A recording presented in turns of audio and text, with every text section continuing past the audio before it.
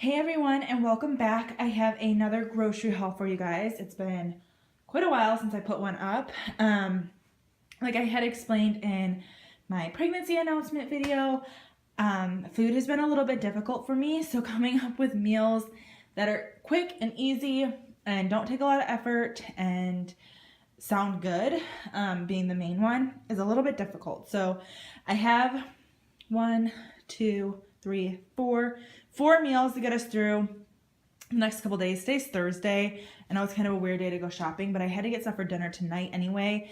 And I figured most of these things, they can either last in the fridge for a little while or they can be frozen and be fine. So I did go ahead and pick up some stuff for different meals. We have really been enjoying this tempura chicken with orange sauce.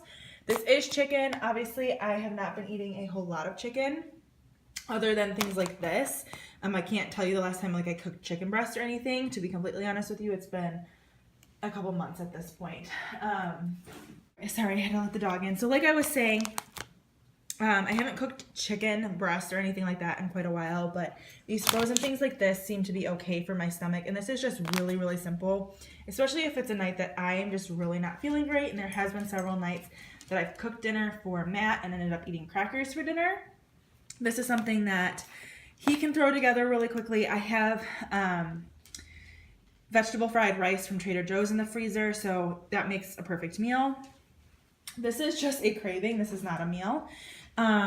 Sausage balls. It's kind of like an appetizer or derby type thing. It's literally just Bisquick, sausage, and cheese. You mix it all up. You make like meatballs out of them, and you bake them. It's just been a craving. I've been thinking about them nonstop for like 2 days now. So I bought the stuff to make those. I'll probably make those this weekend for like a lunch or snack or something. Tonight I am making meatloaf, which the recipe I'm using is my grandpa's meatloaf. My grandpa passed away this past January, and he was not a man that cooked many things. But the few things that he made were always, he had the best rendition. And I understand that the recipe that he used was most definitely not his own recipe. He didn't create it. It's very similar to the Quaker Oats recipe. But it just, I needed a few ingredients for that. So it does actually use old-fashioned oats. So I picked up a thing of those. It calls for some V8 juice. Matt and I don't really care for V8 juice unless it has vodka in it, and that's clearly out of the question for me right now. So I just grabbed one of these bottles to use. I did need some eggs. Eggs are a thing that I'm kind of not a fan of these days. I use them for like baking and things like this only, so I did only get half a dozen eggs for meatloaf, and then the rest can go just in the fridge. I grabbed this Bob Evans thing of potatoes. I never buy these. I usually make homemade mashed potatoes, but again, I just needed something quick and simple. And I have some green beans in the freezer, so that is going to be dinner. Obviously, I needed ground chuck for that. This is 3 pounds of ground chuck, 2 pounds go into the meatloaf, and the other pound will be for the next meal, which is hamburger and a pea patch. Both of these recipes, I'm pretty sure, are straight out of the 70s. This is a recipe that my grandma on the other side of the family would make all the time when we were little, and it's kind of a favorite, and it just sounded good as well. So for that I needed a pound of ground beef, green peas, French's onions. I have to hide these because Matt will eat them all. Minute white rice, onion soup mix, which I wasn't sure if I had any, so I just grabbed another one. Both of the recipes, meatloaf and the hamburger and pea patch, call for onions, so I picked up some of those. And then I grabbed some garlic bread to make with that dinner. So those are 3 of our dinners so far. And then the last dinner items that I picked up were things to make chili dogs.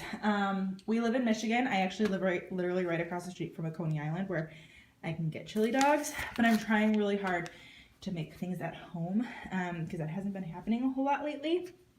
So I grabbed some of the Nathan's hot dogs. These and Hebrew Nationals are our favorites. So I grabbed those, a can of the Hormel no bean chili, and some hot dog buns. We'll cut up some onions to go on top of those, and I have some tater tots in the freezer, and we'll do like a vegetable or something with that. And then I just had to pick up a few other things that we were out of or whatever. Matt takes these to work every day for breakfast. These are just the off-brand Pop-Tarts. He says that he likes the Kroger brand and they're cheaper than Pop-Tart brand, so I grabbed him another box of those. I wasn't sure if he was running low or not.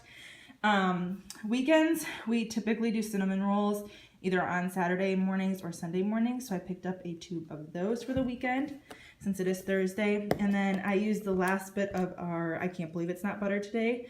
So they only had that I Can't Believe It's Not Butter in like giant tubs, and we'd never go through that.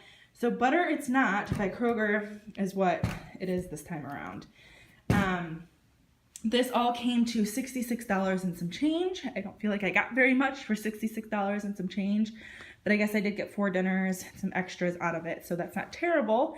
I hope you guys enjoyed, and I will talk to you all very soon. Bye, guys.